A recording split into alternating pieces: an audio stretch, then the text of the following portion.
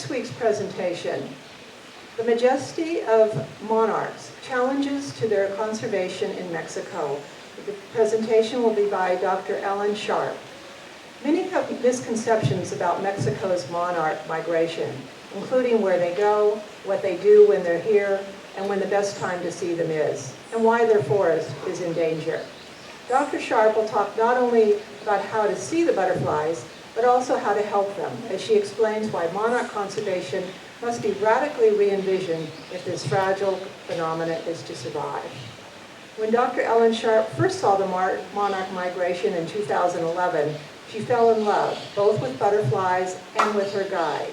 In the years since, she and her now husband, Joel Moreno Rojos, have launched JM Butterfly B&B, an ecotourism business in Joel's hometown of Macheros in the state of Mexico, as well as created the forest conservation nonprofit Butterflies and Their People, which employs 6 full-time forest protectors in the Sierra Leone Monarch Butterfly Sanctuary. So that should be really interesting because many of us are butterfly lovers. So it seems like a great talk for us. This week's presentation, Perspective Brief by Dr. Kelly Bennett. How can we integrate mental health with body health? Today we're going to learn how we can manage our energy field. A simple perspective helps. 4 beautifully integrated aspects to the self-energy field consist of soul energy, brain energy, mind energy, all contributing to body energy. What are these energies and how do they interact for our welfare? Today with Dr. Bennett, we are going to learn how to mobilize the complexity of these energy interactions to produce a healthy, joyous life. Dr. Kelly Randolph Bennett began his career as an astronautical engineer and then as a psychologist. Over the past 50 years, he has helped individuals and businesses around the world flourish by applying clinical and developmental psychology, brainwave optimization, meditation, and prayer. He has lived and practiced professionally in the United States, Australia, Ecuador, and now resides with his wife Cheryl, known as Charlie, in Aji, Mexico. Please join me in welcoming Dr. Bennett.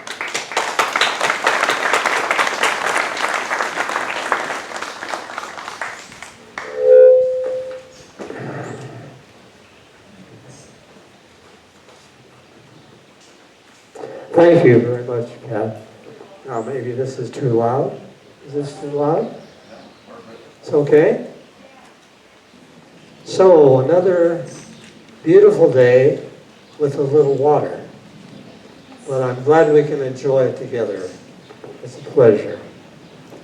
And I'm grateful to Lake Chapala Society and Open Circle for this opportunity to share some thoughts from 50 years in the practice of clinical and developmental psychology, brainwave optimization, meditation, and prayer with families and businesses around the world. I believe Kat explained, sorry, this is, my hair is getting in the way. Thank you. I came for that. That's great. So, Kat explained that I've used these services or applied this practice around the world in various places. And so I won't go through that again. But as I reflected on the experiences from these various places, memories came forward.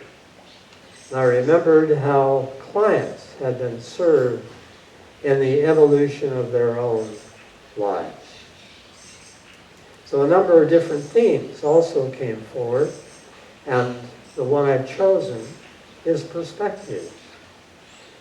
You know, one of the most important things that we can do to help ourselves is to make sure that our perspective is appropriate, because everything seems to follow from our perspective. So today we'll talk a bit about how you can maintain a perspective that will help you heal in every regard. If you wish to further investigate what we talk about today, I offer you a 1-hour free consultation. Just put your name, email address, and availability on this sheet, and I'll get in touch with you and we'll talk further.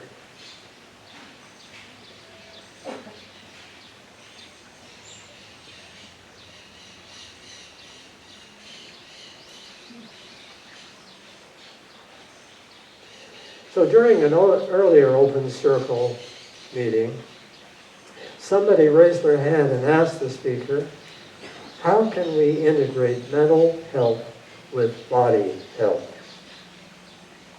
A really excellent question.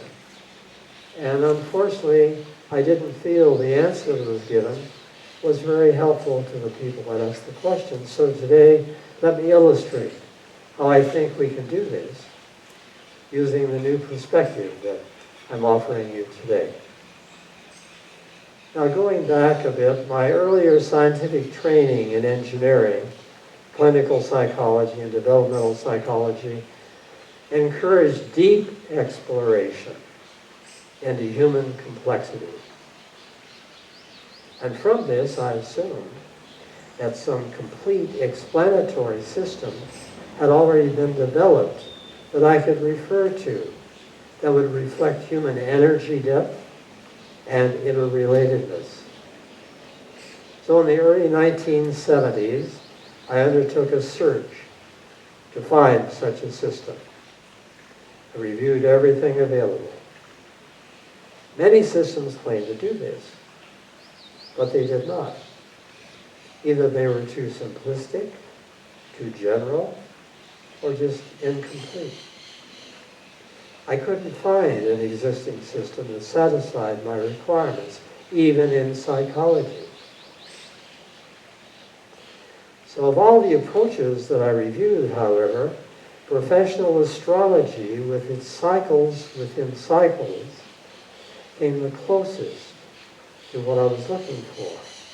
So a valued astrological colleague and I ventured into the creation of astrological psychological test materials. I hoped we could design them to reveal human intricacy in a simple, systematic, direct, and practical way. A measure useful to any professional. So over the next few years, the venture resulted in an enormous volume of test materials.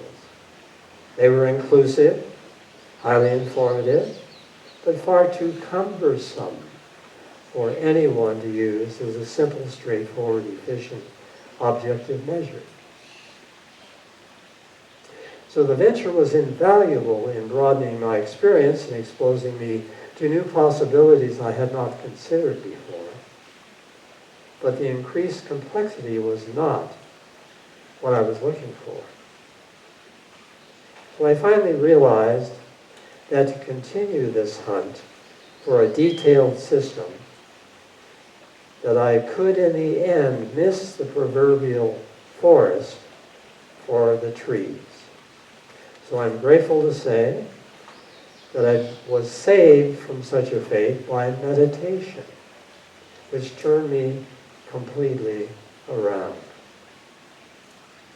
Knowledge gained from my scientific training and my venture into professional astrology continued to be respected. Great experience.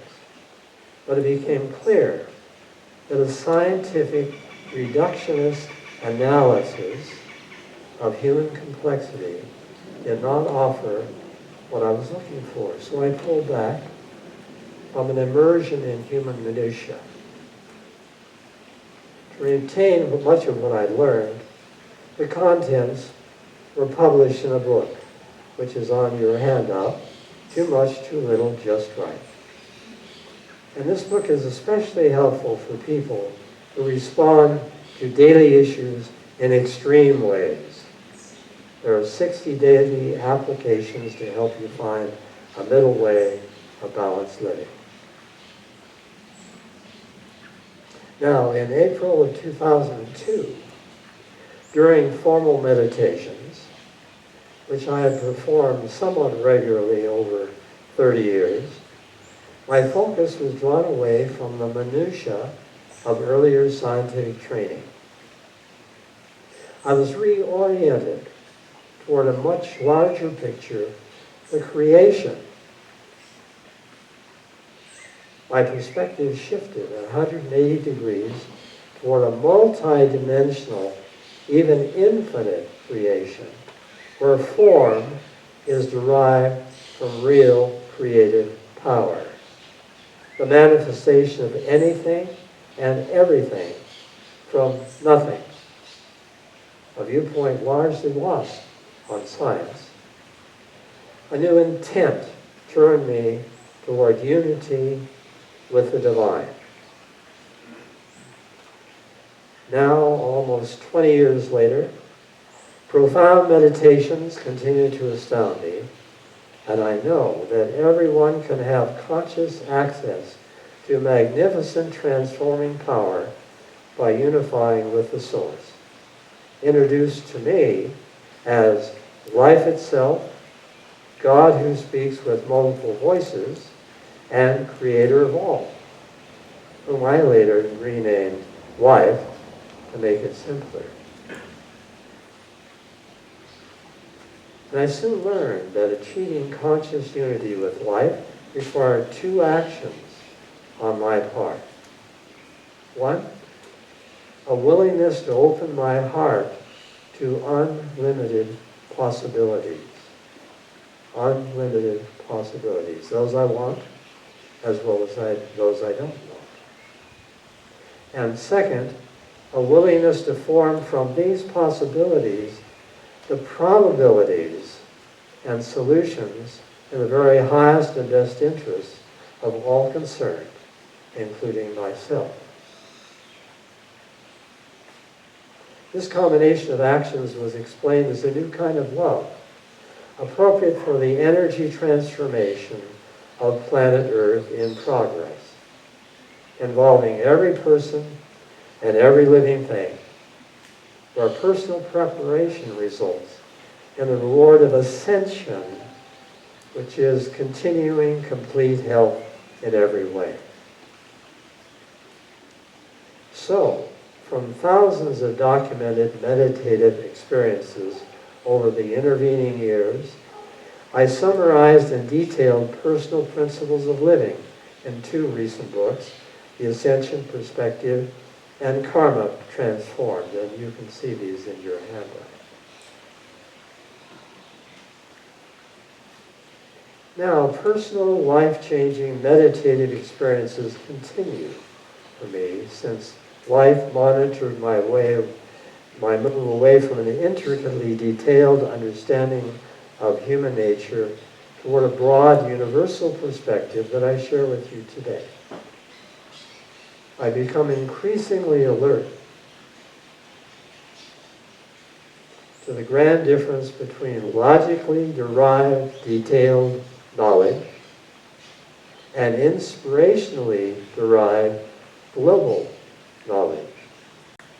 I now cherish inspiration as my new method of choice. And I've been inspired to see how the human being exhibits an amazing energy integrity, a wholeness where transformation, not adaptation, of any one aspect affects everything else, which I came to know as the energy body or aura effect.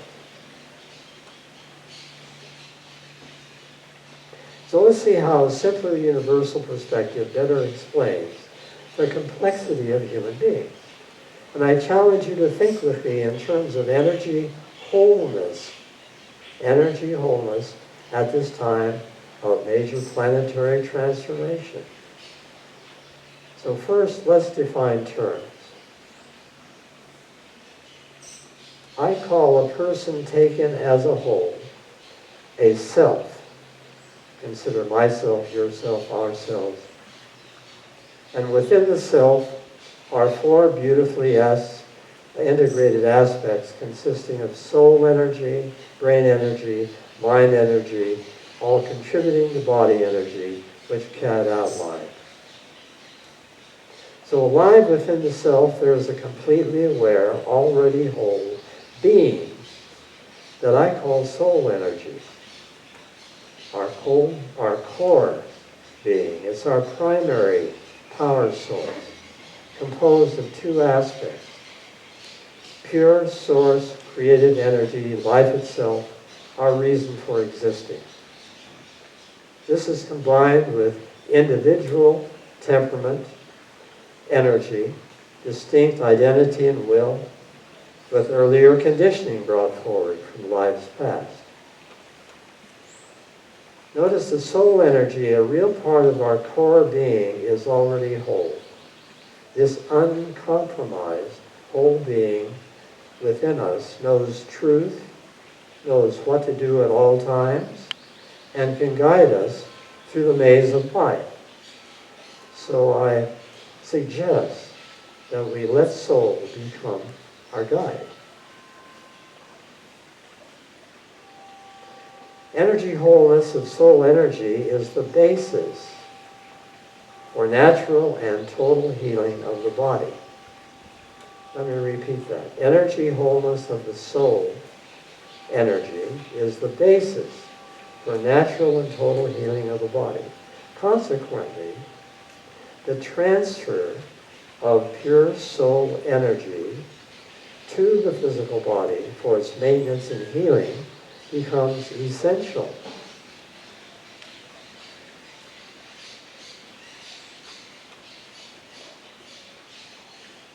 Energy wholeness of soul energy, then, helps determine our well-being.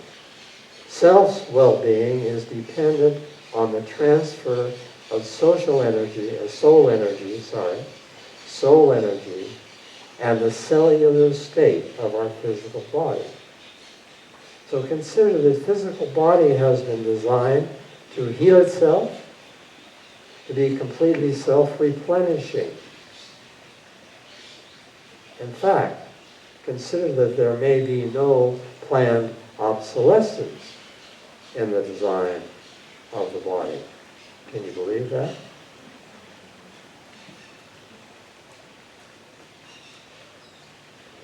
On the other hand, let's consider how each of us has a very long history of individual choices made with insufficient knowledge, coupled with a limited perspective. We have relied on these partial truths, repeatedly reinforced and multiplied over vast periods of time. And we use them as our best source of information. Over time, accumulated partial truths create well-established pseudo-truths. And these act as filters to our energy supply. The filters within both the brain and the mind downgrade the essential transfer of soul energy to the physical body, which creates physiological disease over time.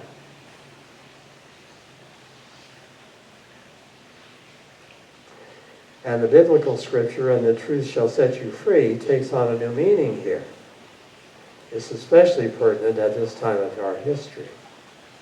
Truth cannot broach an anxious or a closed energy field.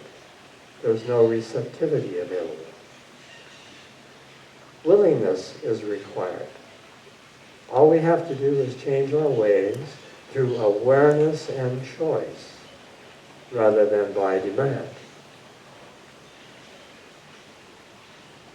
So even though physical body is smart, it can only flourish with our help. And when transfer of essential soul maintenance energy to the body is short-circuited by brain and mind filters, brain energy field suffers. And body energy field suffers and body functions deteriorate. in support of body health and general well-being, elimination of these filters in our brain and mind become essential. Now, the interplay of energies between the soul, brain, mind, and body is too intricate, too complex for anyone to micromanage. So whenever healing is required, we're simply to ask for wholeness of self. Energy wholeness of self is the recommended healing focus. Energy wholeness of self. We're in charge of our life energy and how we use it, so when we hold the conviction that energy wholeness is our true state of being, this directly reduces our vulnerability, protecting us from disease. So please adopt energy wholeness as your true state of being. Since we need to energize our health and not our sickness, meditate on body integrity, on being whole. Now back to the soul, which is perfectly suited to answer the question, how is the music of my life to be played? What if soul, the aware, already whole being within ourselves, is the intended primary conductor of the great orchestra within you? Within brain, mind, and body, a multitude of intelligent, skillful energy specialists make up the functioning structures and systems. And fortunately, there's a proclivity toward health within everyone, to which the intelligence of every cell in our body subscribes. Every subsystem artist is a master of technique, but if left to themselves, each would interpret the music differently. So without soul, or an orchestral conductor, which is focused by a clear primary intention, the music becomes a cacophony of sounds, lots of noise. Brain, mind, and body need a conductor of daily life music in the way it was intended to sound. So conductor soul knows the finest primary intention for ourselves, and this creates our musical score. With the score defined, conductor soul knows best how the music of life should be performed. So call on soul to define your primary intention. The intent empowers your perspective, and our perspective creates the story.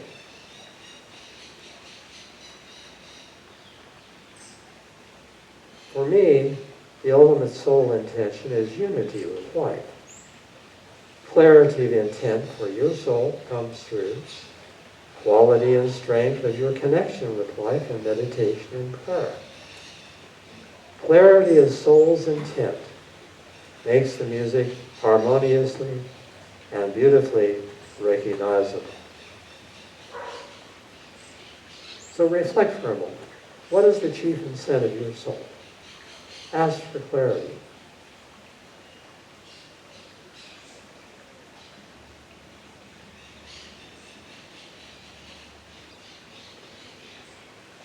You will find food for soul within two recent books, The Ascension Perspective and Karma Transformed, is again on your list.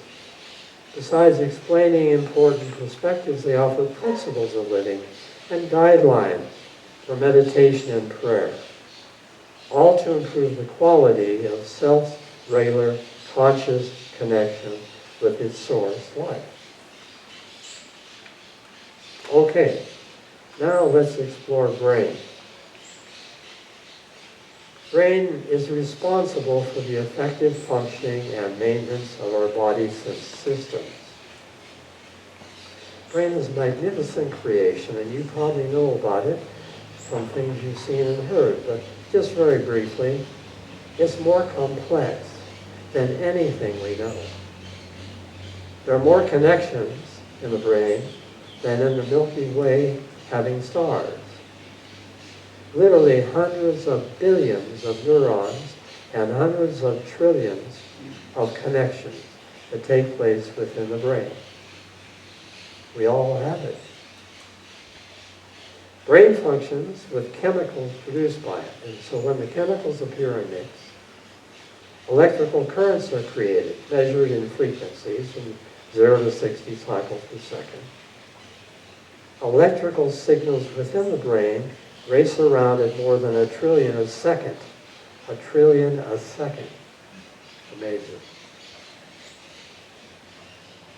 Now, brainwave optimization, BWO, was a non-invasive therapy for transforming brains disturbing patterns. It was created about 20 years ago.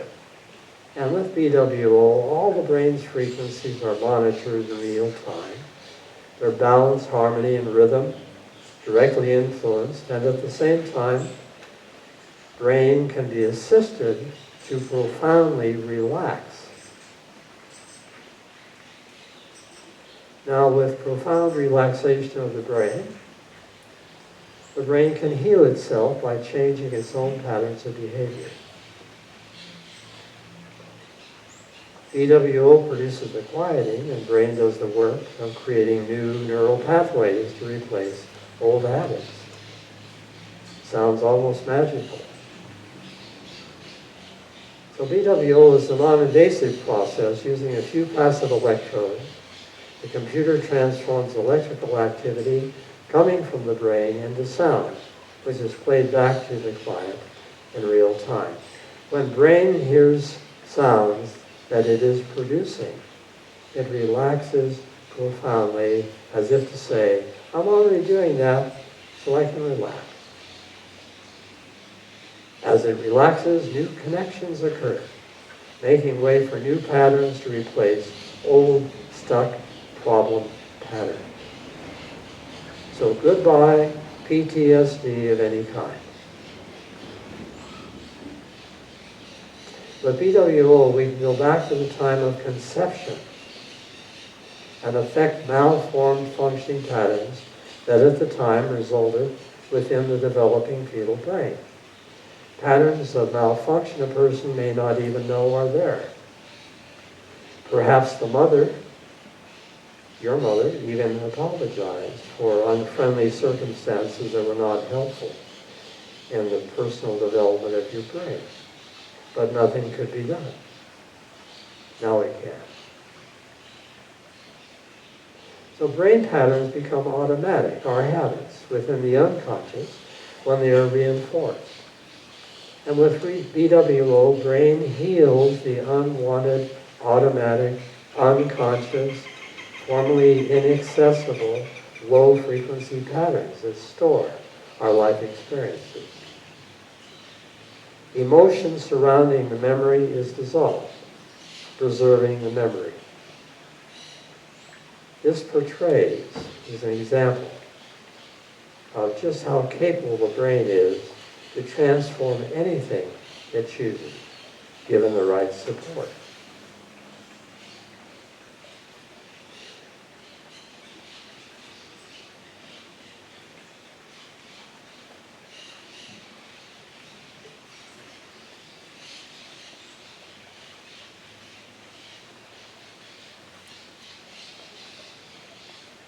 There's one other major source of influence over brain's functioning patterns. Mind's state of health determines our quality of brain function, as well as physical body health. So when our mind is evolving, our brain and body are evolving. Let me repeat that. Mind's state of health determines our quality of brain function, as well as physical body health. So when the mind is evolving, brain and body are both evolving. Brain faithfully responds to the utterances of mind, impacting all the systems of the body. It does so through the autonomic nervous system, which among its many other supportive functions interprets the presence and quality of threats that mind perceives. So threats fall into two major categories. Imminent threats, those limited to a point in time. And imminent threats are evidenced in the brain as anxiety. And they appear as fight or flight responses in the right brain hemisphere.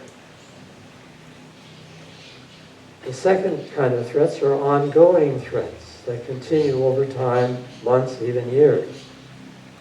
So ongoing threats are evidenced as depression, often characterized as overwhelm, withdrawal, playing dead, and registered in the left brain hemisphere as freeze responses.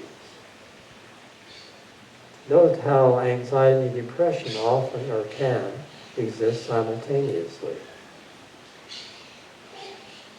Now, through the gift of memory, brain records and stores the history that we live. Brain makes special note of persisting anger, anxiety, depression conditions that are translated into automatic responses over time. But it also makes special note of enduring goodwill, joy, and security conditions, which can be translated into automatic patterns of response. So we choose in this way what we want to be automatic. Now, during meditation, you can reset your brain and body to be stronger than any disease. Flood your being with soul energy. Encourage communication between all parts of the brain. And restructure the neural pathways for complete health. All these things can be done in meditation. By focusing on the whole brain function, its balance, harmony, and rhythm toward unity and cooperation, providing healing atmosphere for the body. The brain knows what to do.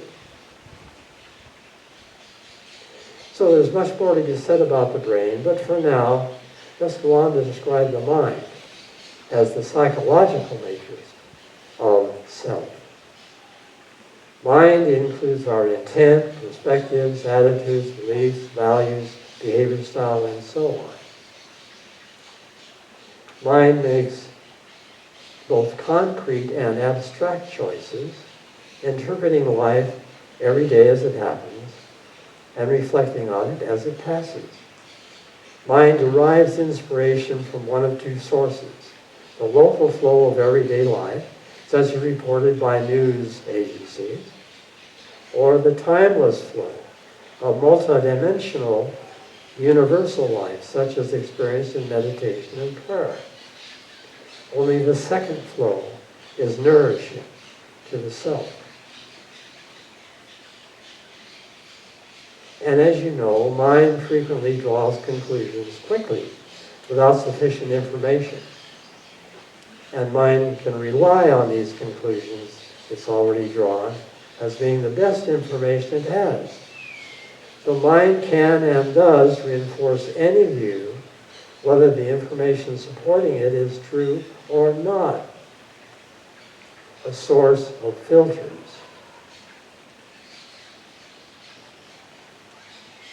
The term all possibilities includes all those we want as well as all those we don't want, excluding nothing. To recognize a possibility, that a possibility exists, is not the same as aligning with it or encouraging it.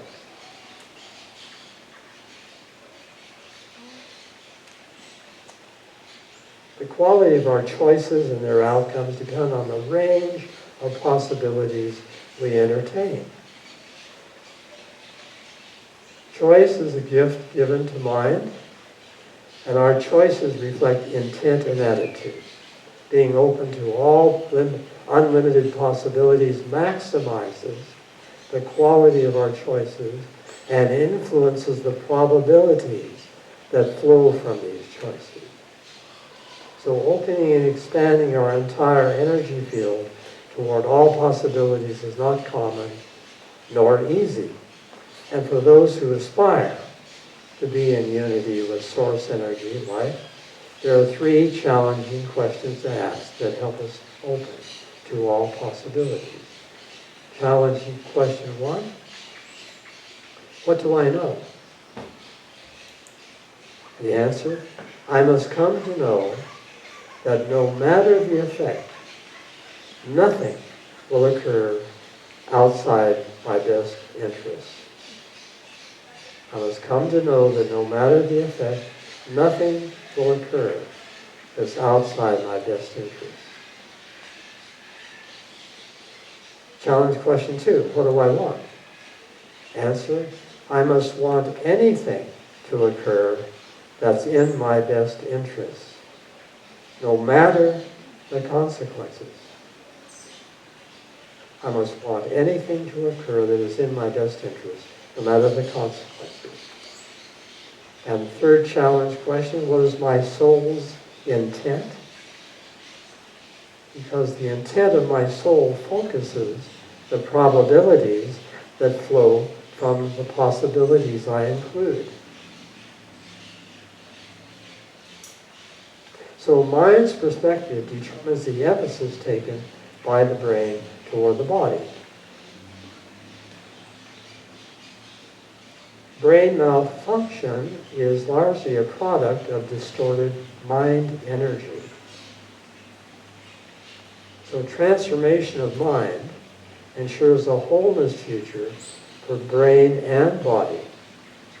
Whether brain spends time adjusting and balancing itself depends on the energy wholeness intent of the mind. Mind's intent and perspective about energy wholeness is a strong indicator of brain health. Brain constantly listens to mind for direction and adapts immediately. Brain directs body in response to information that the mind supplies. Brain believes that mind is the best source of information about the momentary psychological welfare of the person. So in summary, our body health depends heavily on mind's perspective. When a disease process appears in the body, a focus on healing mind becomes the priority, even more important than a focus on healing the body, because brain and body follow the evolution of mind. High-quality mind function can heal the brain and the body.